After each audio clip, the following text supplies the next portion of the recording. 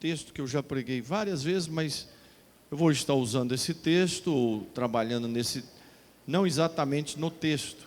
Quero falar hoje sobre a importância de lermos e estudarmos a Bíblia.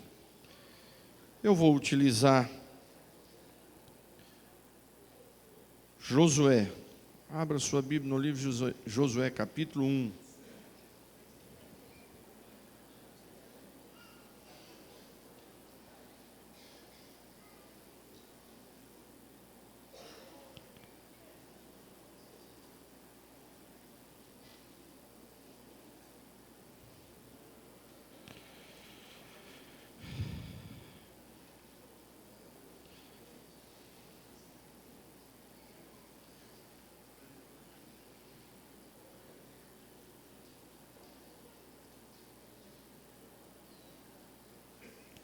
Josué capítulo 1, versículo 8.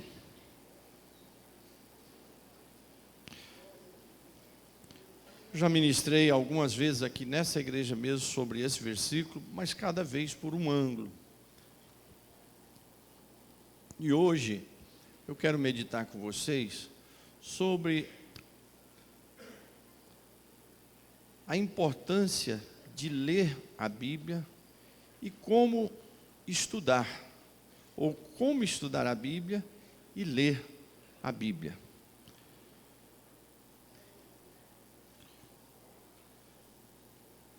Vamos ler esse versículo? No 3, todos juntos. 1, 2, 3.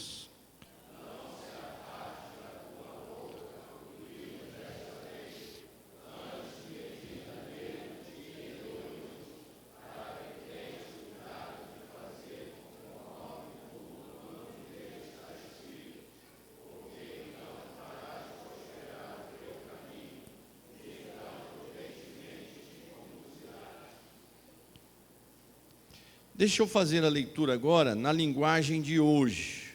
A Bíblia na linguagem de hoje. Fale sempre do que está escrito no livro da lei. Estude esse livro dia e noite e se esforce para viver de acordo com tudo o que está escrito nele. Se fizer isso, tudo lhe correrá bem e você terá sucesso. Então, se alguém me pergunta, qual é o segredo, pastor, pelo sucesso na sua vida, e qual é o segredo para mim adquirir o sucesso? A Bíblia dá a resposta. Meditar na palavra de Deus todos os dias e guardar essa meditação diária e viver essa meditação. A resposta para quem faz isso, a própria palavra de Deus diz que as coisas correrão bem e você terá sucesso, que é o sonho de todos, ter sucesso. Em outras traduções diz, prosperará o teu caminho e terás sucesso. Vamos lá. Para nós estudarmos a palavra de Deus, a gente precisa entender alguns requisitos. Eu me empolgo muito com a Bíblia, porque eu leio a Bíblia 7 capítulos diariamente.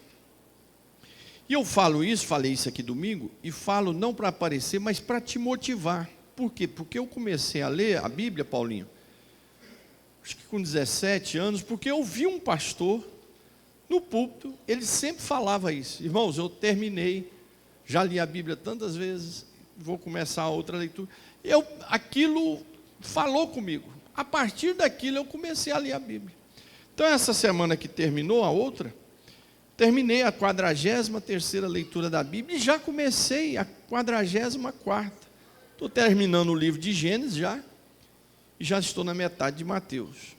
Tive a alegria de ver o Sanlai, o meu filho mais novo, terminar a leitura toda da Bíblia, fiquei muito feliz. E, então, o meu desejo é que todos os servos de Deus, aonde eu sou pastor, sejam amantes da Bíblia, leiam a Bíblia. Por quê? Porque é o segredo do sucesso. A gente vê muitos cristãos sem uma vida de sucesso, pelo contrário, como pastor, eu encontro muitos cristãos com a vida de fracasso, obreiros e obreiras com um ministério fracassado. E um dos motivos é exatamente esse: não está cumprindo esse versículo, que é: medita nela dia e noite, estuda ela, cumpre o que está escrito, e serás feliz e terás sucesso. Ora, a Bíblia não mente. Se está dizendo que quem medita nela dia e noite, e quem estuda essa palavra dia e noite, e quem guarda os seus ensinos, terá felicidade e sucesso. Então não está mentindo. É importante não só ler, mas guardar. Eu já falei isso aqui. Eu estava em Palmas, Tocantins, trabalhando com meu pai, que era pastor ali, e eu terminei a 10ª leitura da Bíblia. Quando eu terminei a 10ª leitura da Bíblia, tinha um missionário chileno lá hospedado conosco, um velhinho, sozinho ele. Ele tinha perdido toda a família dele na década de 30, num terremoto que houve no Chile. Foi toda a cidade destruída. Ele perdeu toda a família, sobrou só ele. Então, eu falei para ele: pastor, hoje eu terminei de ler a 10ª leitura de toda a Bíblia. Aí ele fez uma pergunta: você cumpre o que lê? Aquela palavra foi tão forte que eu já estou na 44ª leitura da Bíblia e não esqueço disso. Você cumpre o que lê? Então, quando eu exponho esses textos aqui com vocês, é que o meu desejo é ver os crentes que eu sou pastor ter uma vida feliz e uma vida de sucesso, uma vida de comunhão com Deus. Nada vai te levar à comunhão com Deus a não ter a sua base cristã enraizada na palavra de Deus. Esse é o segredo. Uma vida cristã segura, uma vida como as palmeiras que o salmista diz, que vai vir os vendavais, vai jogar para lá e para cá, e você está firmado, né? Você está firmado. E não é só estudar sobre a palavra, mas é viver a palavra, é ler a própria palavra. Então eu conheço muita gente, professores, doutores em teologias, que são excelentes, profundos estudiosos sobre a palavra, mas a maioria nunca leu a Bíblia toda. Então você estuda sobre ela, mas não lê ela diretamente. É igual, e a pior coisa é você ficar lendo comentários sem ler ela direto, porque ela direta ela vai te falar de forma diferente. Primeiro, pelo poder do Espírito Santo. Segundo, a nossa Bíblia, ela é viva e eficaz. Ela penetra o mais profundo do nosso coração. Então ela vai falar de forma muito clara. É igual os clássicos da literatura brasileira, Abraão. Você muitas vezes tem medo de ler os clássicos, porque são clássicos, são difíceis, e aí fica lendo os comentários. E os comentaristas nunca chegam a uma conclusão, porque cada comentarista, ele tem a ideia dele, ele está vendo a visão dele. Mas quando você lê o próprio clássico, eu dou um exemplo: Romeu e Julieta, né? Hamlet, Dom Quixote de la Mancha. Você fica lendo sobre aqueles clássicos, o que eles querem dizer, mas nunca lê eles. Quando você lê eles, além de ser fácil a leitura, você vai ter a sua conclusão, a sua análise, a sua experiência. Então vamos lá. Um dos maiores intelectuais dessa nação, chamado Rubens Alves, ele foi um pastor presbiteriano na região de Campinas. E junto com, me fugiu a memória agora, ele foi, junto com esse outro estudioso da área de educação, ele é considerado um dos maiores educadores do Brasil. Ele é fonte de estudo, Rubens Alves, na área de educação. É só você entrar no YouTube, ver as palestras de Rubens Alves, os seus livros. Ele é um mineiro, logo na sua juventude, veio dar uma pobreza muito grande na roça, mudou para o Rio de Janeiro na sua juventude com seus pais, na sua adolescência, aceitou Jesus como Salvador na igreja presbiteriana e foi fazer seminário. E ele entendia que a Bíblia era a palavra de Deus, mas quando ele chegou no seminário, ouviu a primeira vez que a Bíblia não caiu feita do céu inteirinha, pronta, mas que ela foi escrita por homens cheios de defeitos, cheios de falhas. Aquilo para ele foi um choque tão grande que nunca mais ele conseguiu ter uma estabilidade espiritual. Foi pastor muitos anos, depois, na verdade, ele é o criador da teologia da libertação no Brasil, só que quando ele editou o livro, a editora sugeriu um outro nome, ele deu esse outro nome e acabou que ele perdeu essa paternidade. Mas ele é o verdadeiro autor da teologia da libertação no Brasil, acabou sendo depois, por causa disso, excluído da igreja presbiteriana. Se transformou num dos maiores educadores no Brasil. Guarde esse nome, Rubens Alves. Poeta, escritor. Na área de educação você pode ler tudo, ouvir as palestras dele. Você vai aprender muito. E Rubens Alves, na sua juventude, ele teve uma desilusão com a Bíblia. Porque ele entendia que era algo que já veio formado, prontinho do céu. Então nós precisamos entender isso. Em primeiro lugar, então você tem que saber com o que você vai ler e estudar. É a Bíblia. Como é que a Bíblia foi formada? A Bíblia ela não caiu do céu ou não foi trago por um anjo que Deus enviou, ou por Gabriel, ou por Miguel, pronto para os profetas, e depois trouxe pronto para Pedro, o apóstolo, o Novo Testamento, distribua isso aí. Não. A Bíblia, Deus é maravilhoso. Deus trabalha dentro do contexto humano. Deus usa o ser humano como ele é.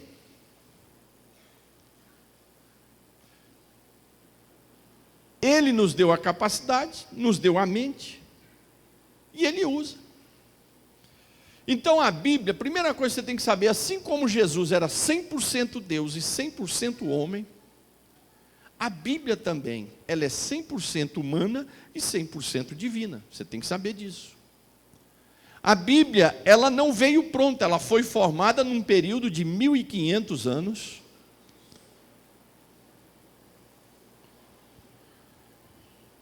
Deus usando cerca de 40 escritores diferentes. Preste bem atenção aqui. 40 escritores diferentes, porque isso vai fazer a diferença quando você for ler a Bíblia. A Bíblia foi escrita num período de 1500 anos, levou 1500 anos para ela ficar pronta, do jeito que está aqui. Deus usou cerca de 40 autores diferentes, em épocas, em regiões, em estados, em capacidades completamente diferentes. Deixa eu te dar um exemplo. Por exemplo, Moisés, que é autor dos 5 primeiros livros, esse foi escrito mais ou menos há 2000 anos, há 3.300 anos atrás.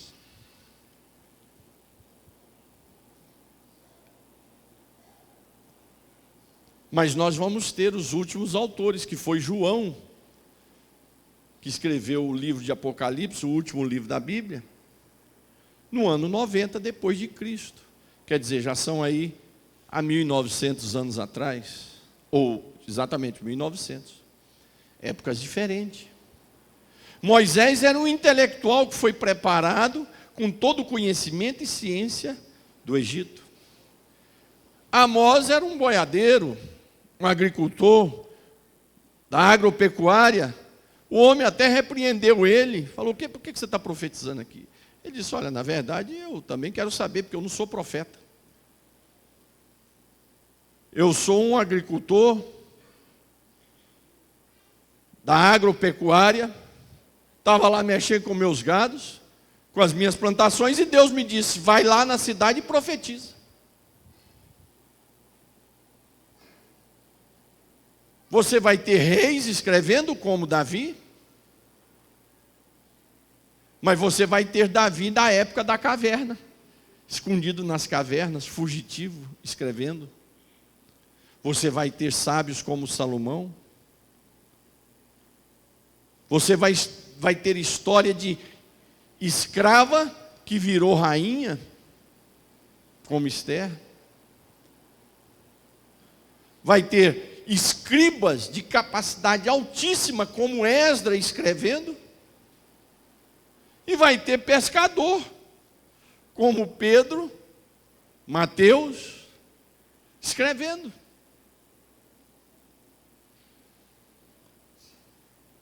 João, homens de capacidades, épocas diferentes, momentos completamente culturais diferentes.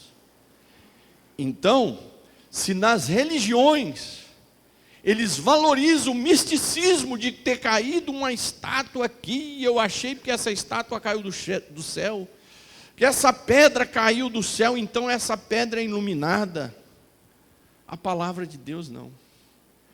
Deus fez ela com o poder divino da inspiração, mas num período, num processo humano, usando homens simples, outros capacitados intelectuais como Paulo, que falava o grego, o aramaico, o judaico, com conhecimento altíssimo, mas pescadores, boiadeiros, profetas simples que disse: eu sou uma criança, como é que o senhor vai me usar para escrever, para ser profeta, como disse Jeremias? A Bíblia, Deus quebra o mistério, o misticismo religioso, quando Ele não manda ela inteirinha pronta através de um anjo, mas Ele usa homens dentro da sua capacidade para escrever. Outro detalhe, a Bíblia ela não foi escrita por ditado. Ela não foi escrita como alguém que entra em êxtase e não sabe o que está escrevendo e vai escrevendo. Não. Há alguns momentos na Bíblia, são poucos, aonde há um ditado de Deus. Quando Deus disse para Jeremias: anota aí para você escrever o que eu vou te dizer. São poucos os textos assim. Os outros são, a Bíblia diz: e o Espírito do Senhor veio sobre Isaías, veio sobre Jeremias, e eles foram escrevendo. Paulo escreveu diante das situações que estavam acontecendo na igreja, ele, inspirado pelo Espírito Santo, foi trabalhando os problemas da igreja de Coríntios, da igreja de Gálatas, da igreja de Filipenses, cada um. Às vezes a gente prega aqui a palavra de Deus, alguém vem e diz: pastor, alguém deve ter falado para o senhor o que eu estou passando, né? O senhor não podia ter falado aquilo lá. Nem sei o que você está passando. Não é porque o que o senhor falou lá era o que eu estou passando. Não, isso aí é a palavra de Deus. Outras vezes, o pastor ele prega aqui no púlpito, às vezes numa mensagem de revelação, outras vezes ele tem que ministrar uma palavra estudando temas e ministrar para a igreja. E outras vezes o pastor tem que saber o problema que está passando na igreja. Por isso que o pastor ele tem que estar no meio do povo e sentindo. Porque cada igreja tem um problema, cada época na igreja tem um problema. Tem época que o adultério começa a correr solto. Outra época é corrupção correndo solta. Outra época é fofoca correndo solta. O pastor tem que estar a par. E ele tem que falar. Se a carapuça servir, é o problema da pessoa. O pastor tem que falar. Como é que um médico ele vai examinar a pessoa? Se ele examina, ele tem que sentir o que está acontecendo para ele poder aplicar o remédio. O pastor também. Então tem as mensagens diferenciadas. Tem a mensagem que o pastor tem que pregar, porque ele sabe da situação que está acontecendo na igreja. Às vezes a igreja está passando uma depressão, uma tristeza, uma aflição, desemprego. O pastor tem que ministrar um tema em cima daquilo. Outras vezes é por uma revelação. Deus dá uma palavra de revelação diferente. Outras vezes é através dos estudos. Mas tudo é o Espírito Santo trabalhando. A Bíblia foi escrita dessa forma. O Espírito Santo inspirou homens, profetas, apóstolos, para escrever a sua palavra. E como é que foi formado essa palavra? Primeiro eu disse como é que ela surgiu. E como é que foi formada? Os profetas que escreveram guardavam em pergaminhos.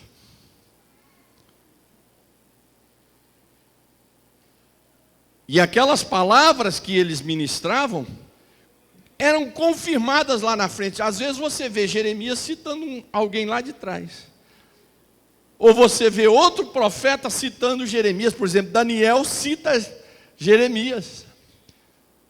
Daniel está lá, foi estudar o livro de Jeremias. Opa, já deu 70 anos. Já está na hora, já está chegando a época do povo sair. Você vai ver no próprio Antigo Testamento citações de outros. Eles constantemente citando Moisés, citando as vitórias do povo no Egito, no deserto, nas batalhas. Então eles foram juntando esses livros que tinham ligação de temas, com inspirações, com homens de vidas confirmadas, que eram espirituais e profetas, e os judeus guardaram isso de forma minuciosa. Esses 39 livros do Antigo Testamento. E a Bíblia, até na época de Jesus, dos apóstolos, eram esses 39 livros, não tinham outros. Qual eram os livros que Jesus usava? O Antigo Testamento. Qual foi o primeiro texto que Jesus pregou? Isaías. Você vai estudar as cartas de Paulo, todas elas diz assim, como está escrito. Você vê lá nos evangelhos, estudando os evangelhos, está escrito, como foi escrito, ou como disse o profeta. É assim todas as cartas, eles recorrendo ao Antigo Testamento. Os judeus não reconheceram as cartas. E os livros do Novo Testamento, os 27. E aí, a própria igreja foi reconhecendo. Como é que eram reconhecidos os livros do Novo Testamento? Os dos Antigos Testamentos foi reconhecido pelos próprios escribas, pelos próprios judeus que foram guardando esses 39 livros como considerados inspirados e proféticos. Mas e o do Novo Testamento? Como é que foi formado isso? As igrejas recebiam os evangelhos para estudarem. As igrejas recebiam as cartas e guardavam, e essas cartas eram transcritas e guardadas. E essas cartas começaram a correr às outras igrejas. Por exemplo, Paulo, na própria Bíblia, no livro de Coríntios, cita que Paulo escreveu 3 cartas de Coríntios, mas nós só temos 2. Por quê? Porque o que interessava para Deus, para chegar até nós, eram essas 2. A outra era importante, mas não era inspirada para nós hoje. Então essas cartas, os evangelhos, foram sendo reunidos e eram confirmados nas igrejas. As igrejas foram confirmando e guardando esses 27 livros. Lá pelo ano 150 mais ou menos, esses 27 livros já eram reconhecidos como livros inspirados por Deus. Mas aí entra uma pergunta interessante, que é importante você guardar isso. Pastor, mas qual era o método que eles usavam para dizer essa carta, esse livro do Novo Testamento, é tão palavra de Deus como o livro dos profetas, como os livros do Antigo Testamento? Qual é a autoridade desses livros do Novo Testamento para nós dizermos, é a palavra de Deus? 3 eram os métodos que foram usados para reconhecer esses livros como a palavra de Deus. Por quê? Porque logo depois da morte dos apóstolos, surgiram várias cartas. Por exemplo, você tem a carta de Clementes a Coríntios. Clemente pode ter sido um dos discípulos de Paulo, que eu já li, a primeira carta de Clementes a Coríntios. É interessantíssimo. Mas por que ela não foi considerada inspirada e está aqui? É isso que eu vou responder para você. Essas cartas, eles usaram 3 coisas para outorgar, para dizer, são reconhecidas, são inspiradas. Primeiro, elas tinham que ter sido escritas pelos apóstolos, ou de alguém autorizado pelos apóstolos. Então, o primeiro passo, elas eram reconhecidas, por quê? Porque tinha que ser escrita pelos apóstolos, confirmado pelas igrejas que foram escritas pelos apóstolos, ou de alguém autorizado pelos apóstolos. Você pode me dar um exemplo de alguém que era autorizado ou estava próximo aos apóstolos que nós temos aqui? Marcos, Lucas, qual outro? Que está de Lucas, né? Qual outro? Mais lá para frente. Não, esse era de Paulo, né? Judas, irmão de Jesus. Tiago. Esses livros eram autorizados por quê? Porque os apóstolos autorizaram, os apóstolos chancelaram. Então, para ser reconhecido, a primeira coisa, então não é assim por acaso, não. Para ser reconhecido, em primeiro lugar, tem que ter sido escrito pelos apóstolos, ou de alguém que convivia com os apóstolos e foi autorizado pelos apóstolos e reconhecido pelos apóstolos. Por exemplo, o próprio apóstolo Pedro, ele disse, como escreve o nosso irmão Paulo, palavras fervorosas, porém algumas das suas escritas são tão difíceis, que até nós temos dificuldade de compreender. E é verdade, Romanos 8, está aí a confusão até hoje, sobre predestinação e livre-arbítrio.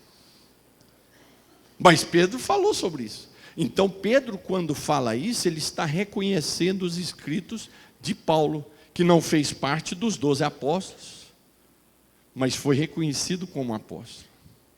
Tiago era o pastor principal da igreja de Jerusalém. Quando os apóstolos se espalharam, ele que ficou comandando a igreja de Jerusalém e era irmão de Jesus. Judas também era irmão de Jesus. Lucas era discípulo de Paulo. Marcos era o sobrinho, né, de Barnabé, primo de Barnabé. E todos dizem, os estudiosos, que na verdade o livro de Marcos é o evangelho do apóstolo Pedro, porque foi ditado por Pedro. Reconhecido pelos apóstolos. Segundo, era universalizado pelas igrejas. Todas as igrejas, tanto do Oriente como do Ocidente, reconheceram que aqueles livros realmente eram apostólicos e inspirados. Todas as igrejas, não houve uma dúvida. Houve um reconhecimento universal das igrejas no Oriente e no Ocidente, que aqueles livros eram inspirados e realmente faziam parte de uma inspiração do mesmo nível do Antigo Testamento. E terceiro, para ser aprovado por final. Em terceiro lugar, primeiro é o apostolado. O segundo, a universalidade da igreja reconhecendo o texto. E terceiro, você pode também colocar ele como segundo, e universalidade como terceiro, é que os temas condiziam um com o outro, um complementava o outro. Cada livro e cada tema completava o outro. Então, esse fato de ser escrito, confirmado pelos apóstolos, levava o apostolado, ou de alguém próximos aos apóstolos. Hebreus, esquecemos de citar. Universalizado, um reconhecimento de todas as igrejas. E terceiro, eles batiam os temas um com o outro, não fugiam o tema um do outro. Apesar de estar falando de forma diferente, mas um completava o outro, mas não contradizia. Um completava o outro. Então, aí o Novo Testamento fica reconhecido e o cristianismo adota a Bíblia unindo o Antigo e o Novo Testamento. E isso levou cerca de 1.500 anos, com cerca de 40 autores diferentes. Uma outra coisa, para você ler, se motivar a estudar a palavra de Deus. Pastor,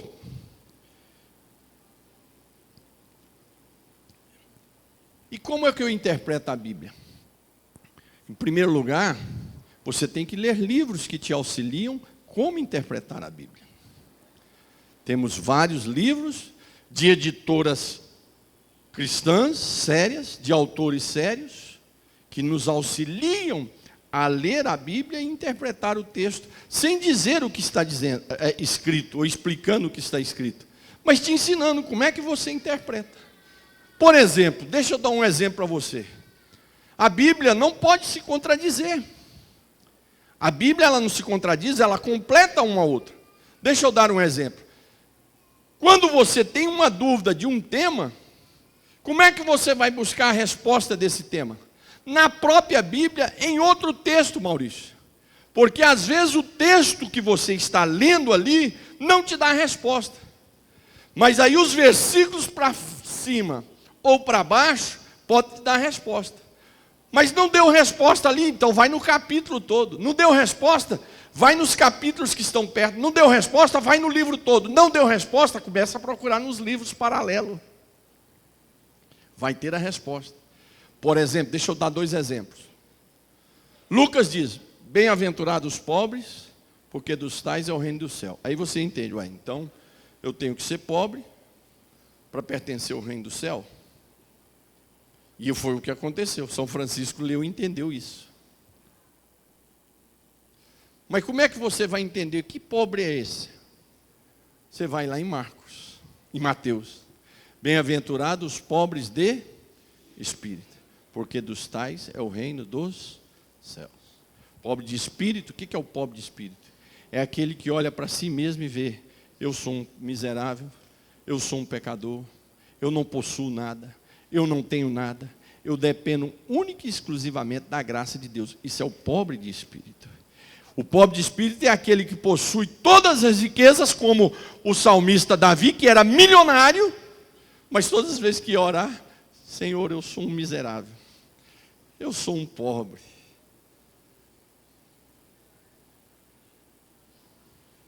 Mas ele era um rei. Mas ele era pobre de espírito, ele não estava preso àquilo. Ele sempre entendia que diante da graça de Deus, da presença de Deus, do trono de Deus, ele era um pó. Então um versículo vai esclarecer o outro. Quando você lê o livro de Gênesis, a história de Ló com as suas 2 filhas, elas embebedaram o pai e dormiram com ele e ficaram grávidas. E veio a descendência dos moabitas, se eu não me engano, dos amonitas. No texto diz que foi um erro, que foi pecado? Naquele texto não. Mas no contexto bíblico, essa atitude foi um erro. Então tem muitas coisas que no texto não diz que houve um erro, mas no contexto dos livros, você vai entender o erro. Tem profecias Wellington, que se você só ler ela ali, você não vai compreender. Você vai ter que ler outro livro. Por isso há um livro famoso de Antônio Gilberto escrito Daniel e o Apocalipse. Para você entender o livro de Daniel, as semanas de Daniel, você tem que entender também junto com o Apocalipse. Uma profecia, você não compreende ali, mas se você depois olhar os textos todos, você vai compreender. A Bíblia diz assim: maldito o homem que confia no homem.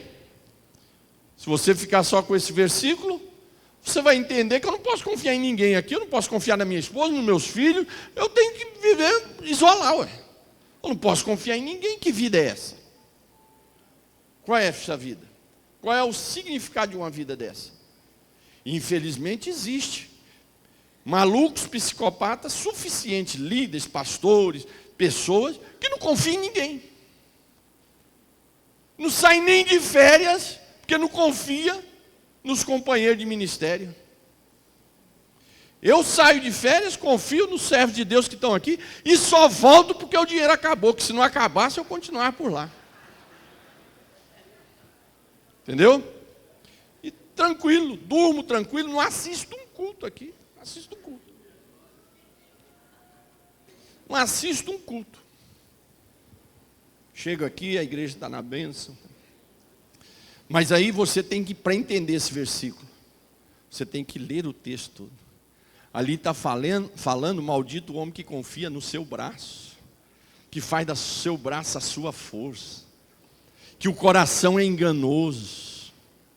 Então o texto está dizendo o quê? Que maldito o homem que confia em si mesmo, que confia no seu coração, no seu braço, na sua potência, na sua capacidade, na sua força, na sua intelectualidade, no seu dinheiro, no seu ministério. Aí você compreende. Então a Bíblia, você usa ela mesma para interpretar. E tem textos que você tem que descansar o coração, que é o que está escrito lá em 28, 29, Deuteronômio.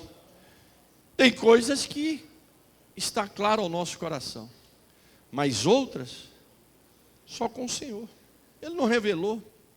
E aí, se ele não revelou, você quer saber? Quantas profecias de Isaías, de Jeremias, de Daniel, eles não compreenderam. Deus disse a Daniel: agora, você não vai entender nada. Sela o livro. Sela o livro, que na época certa ele vai ser aberto. O próprio profeta que foi usado para transmitir a profecia, tinha coisas que ele não compreendia. Deus disse: sela a profecia. Então tem coisas que Deus não nos deu o entendimento, e aí que vem a miséria. As pessoas começam, não, tem que ser esse aqui. Não, eu vou descobrir. E aí começa. Outra coisa, quando você ler a Bíblia, você tem que deixar ela interpretar, você tem que ler o texto como ele está escrito. Não é sair espiritualizando o texto. Não, esse texto aqui quer dizer isso. Alegorizando todos os textos da Bíblia. Na Idade Média, foi criado 4 formas de se ler a Bíblia. Era alegoria, era espiritualização. E aí o que era isso? A alegoria e a espiritualização era para uma classe de gente espiritual que lia o texto e sabia compreender. Você já viu muita coisa que você está vendo a pessoa falando? Irmãos, olha, ninguém sabe disso, mas agora Deus me revelou. Isso não existe. Isso não existe. O Senhor já revelou. Faltou você descobrir isso. Aonde está escrito isso? Em algum lugar. Quantas vezes eu ministro aqui, ou entendo um texto e falo: gente, eu nunca li isso em algum lugar. Daqui a pouco, lá na frente, alguém está falando a mesma coisa. Alguém escreveu a mesma coisa que eu falei. Porque já foi esclarecido. Então, ficar espiritualizando versículos e textos segundo a sua cabeça e o seu coração. e aplicando coisas absurdas do texto da Bíblia. Da onde surgem as maiores heresias? Dos próprios textos da Bíblia. O fundador do islamismo, o que ele fez? Ele era judeu, ele era adepto e amava o judaísmo. Depois ele passou a entender o cristianismo, aí ele fez uma salada e teve uma revelação e fundou o islamismo. E assim foi Joseph Smith, que teve uma revelação do anjo Moroni, que recebeu um livro especial. As grandes heresias e as religiões malucas que a gente vê por aí, a maioria delas, eles tiram daqui mesmo. Por quê? Porque não leu o texto. Primeira coisa, irmão, você tem que ler o texto do jeito que está escrito. Do jeito que está escrito, não inventa. Aí depois você pode conciliar vagarosamente as interpretações com próprios textos da própria palavra de Deus. E aí você vai conhecendo as doutrinas da palavra de Deus, uma conciliando com a outra, e não criando em tudo. Nós tivemos aqui uma aula do pastor Dr. Clayton Kunz, que foi professor meu no mestrado, e ele contou aqui sobre a parábola do semeador. Do semeador não, a parábola do bom samaritano. Quantas coisas já inventaram da palavra do bom samaritano? A pergunta foi: Senhor, quem é o meu próximo? Jesus conta a história do bom samaritano. A pergunta é: quem é o meu próximo? E a resposta é a história. Jesus está falando de quem? Explicando para ele quem é o próximo. É só isso. Mas aí, o bom samaritano simboliza o cristão, o jumento que levava simboliza o evangelho, as duas moedas que a pessoa deu, um simboliza o Antigo e o Novo Testamento, o estaleiro simboliza a igreja, o homem que ficou lá simboliza o evangelista ou o pastor, e não responde a pergunta que foi feita e que Jesus deu. Então o texto tem a pergunta e tem a resposta. Quem é o meu próximo? Jesus conta a história e dá a resposta. O seu próximo é todo aquele que está necessitado, precisou de você, você tem que socorrer. Pronto. Mas aí cria as espiritualidades, as alegorias, e vai inventando tanto, que aí a mensagem do texto, você vai estudar as 7 igrejas do Apocalipse, em vez de pregar o que está escrito ali, começa a alegorizar tanto, e dizer, olha, essa igreja simboliza a época tal, e vai alegorizando tanto, que daqui a pouco a mensagem que está ali para me exortar e te exortar, a mensagem de Éfeso, a mensagem de Laodiceia, a mensagem para Esmirna, a mensagem para Filadélfia, que está ali escrito para servir de exemplo para mim e para você, para me exortar e te exortar, para nos garantir a vitória para mim e para você, se perde. As coisas de Deus é simples e são claras. Assim como aceitar Jesus é a coisa mais simples e clara do mundo, que jamais um cientista vai entender isso. Como é que um homem que não vale nada, uma pessoa que não vale nada, vem aqui e aceita Jesus, chora, e agora ele pode morrer e vai para o céu? Como é que um cientista vai entender isso? Como é que um acadêmico intelectual vai entender isso? Mas a Bíblia diz que Deus fez as coisas de forma simples para confundir as sábias desse mundo. E por último, para nós encerrarmos, lendo a Bíblia. Primeiro, tire ou por capítulos ou por minutos. Se você ler 20 minutos todos os dias, você vai ler em um ano. Se você ler 3 capítulos ou 4 capítulos por dia, você vai ler em um ano. 7 capítulos, você vai ler em meio ano. Mas antes de tudo, a primeira coisa que você deve fazer para se ler a palavra de Deus, orar.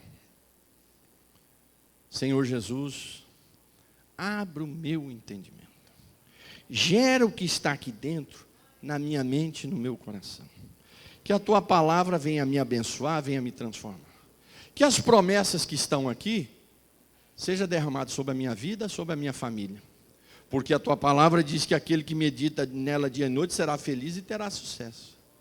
Então eu estou meditando nela todo dia. Então eu quero ser feliz e sucesso. E que as promessas de bênção que está aqui sejam derramadas na minha casa. Eu como pastor, todos os dias que eu vou orar, eu falo, Senhor, eu faço a oração pedindo pela minha família e digo, Senhor, eu sou pastor de igreja, pastor de rebanho. Então o que eu estou lendo aqui, que desça sobre os meus companheiros de ministério, sobre a casa deles. Que as bênçãos na minha vida como pastor, do que eu vou aprender aqui, seja derramado sobre o rebanho que eu sou pastor. Você pode pedir. Então você tem que orar. Segundo, você tem que ser humilde e deixar a palavra de Deus falar como ela quer, não do jeito que você quer. Então, espírito de oração, espírito de humildade. As heresias surgem e as pregações absurdas surgem da vaidade, da arrogância. Não, seja humilde. Diante da palavra de Deus, deixa ela falar. Ouça a palavra. Ela é tão simples que às vezes te deixa embaraçado. Por quê? Porque a gente quer coisas difíceis. A gente gosta de quebra-cabeça, de labirinto. Aí a gente fica surpreso. Não, a surpresa de Deus está na simplicidade. Olha as parábolas de Jesus como eram simples. Olha os ensinamentos de Jesus como era simples. Ah, Senhor, como é que eu devo ser vitorioso na vida? Como é que eu vou me dar bem nessa vida? Olha, faça para as pessoas o que você quer que eles façam para você. Pronto, vai para casa agora. Olha a resposta. Faça com as pessoas o que você queria que ele fizesse com você. Olha a simplicidade. Oração, espírito de humildade e leitura. Ler a Bíblia, já dizia Calvino, é oração e labuta. É oração e trabalho. Tem essa frase no latim, né? Então, Calvino dizia isso. Ler a Bíblia é orar e labutar. É orar e trabalhar. Então você tem que orar e cair dentro. E vai lendo. Tem dia que Deus vai te dar você vai ter aquela vontade de ler 1 hora. Outro dia vai ter vontade de 10 minutos. Mas leia. Um dia você vai querer ler 10 capítulos, outro dia 2 capítulos. Mas vai lendo. Tem dia que você não vai ler. Mas leia. Mas primeiro oração. Segundo, um espírito de humildade diante da palavra de Deus, que você está diante da palavra de Deus. Terceiro, esforço e oração. E aí, o que vai me acontecer? Você será uma pessoa feliz, bem-sucedida, como diz outras traduções, e uma pessoa de sucesso na sua vida cristã e na sua vida social. Amém, igreja? Vamos ficar de pé.